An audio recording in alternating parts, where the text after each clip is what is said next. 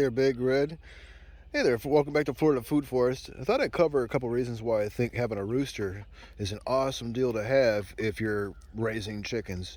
If you can add one of these guys to your flock, it's definitely worth it. What I like about having a rooster, they fight crime with Bat Dog.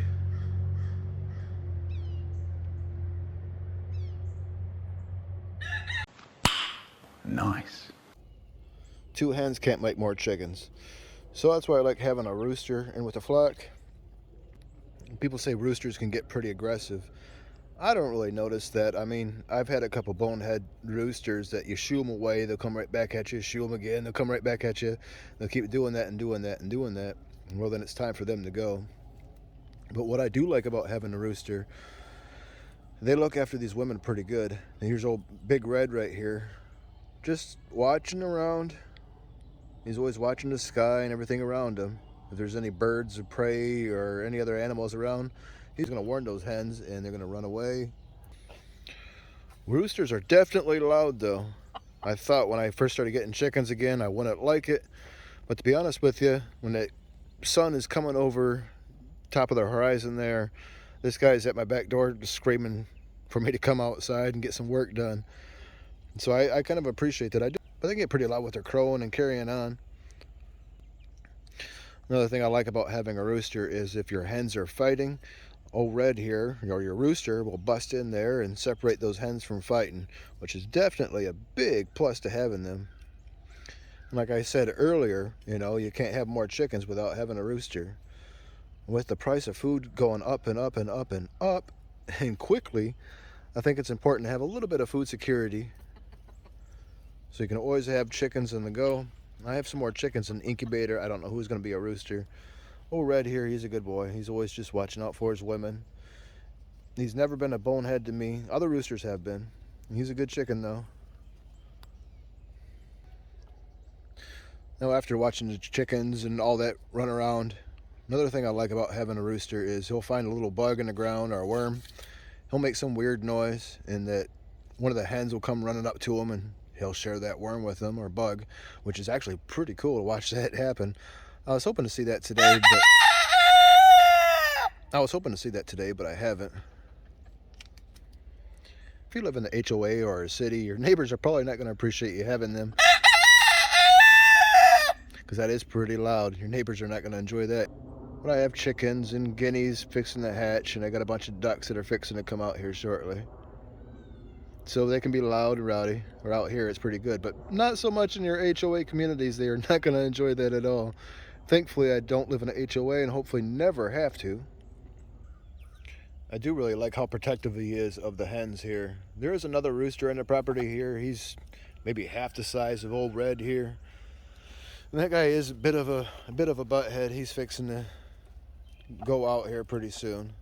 Old Red, he's going to stay. As long as he remains cool, calm, and collected, he can stay. He's a good rooster. Like I said, he watches after these hens pretty good. Watches for hawks and birds.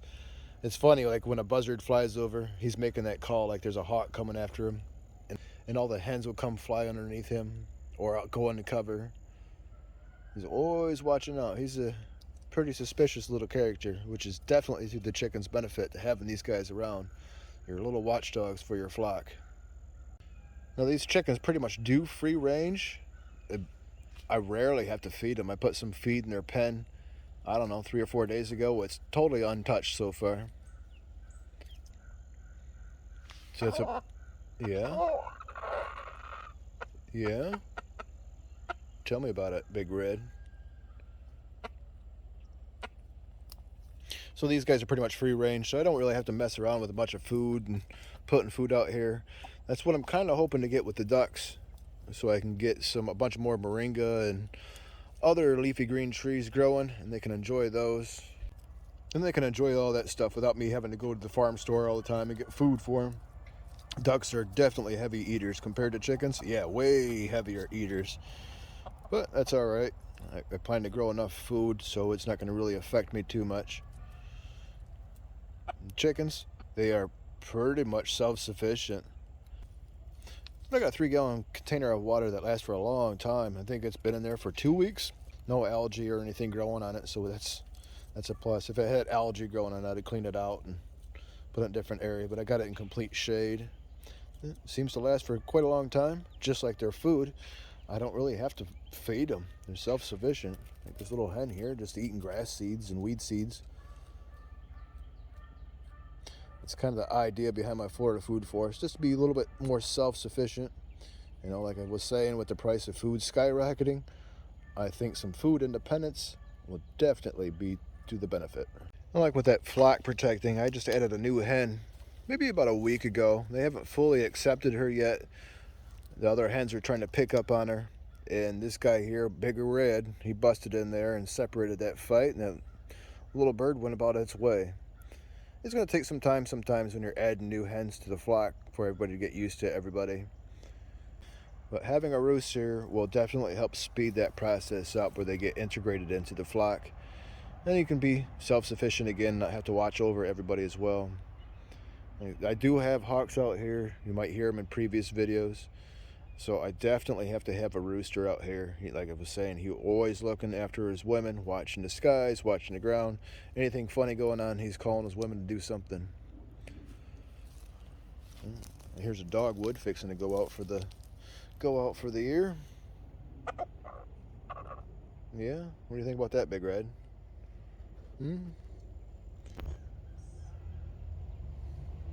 Oh, hey, Big Red. Hey, Big Red. You're my boy, Red. You're my boy.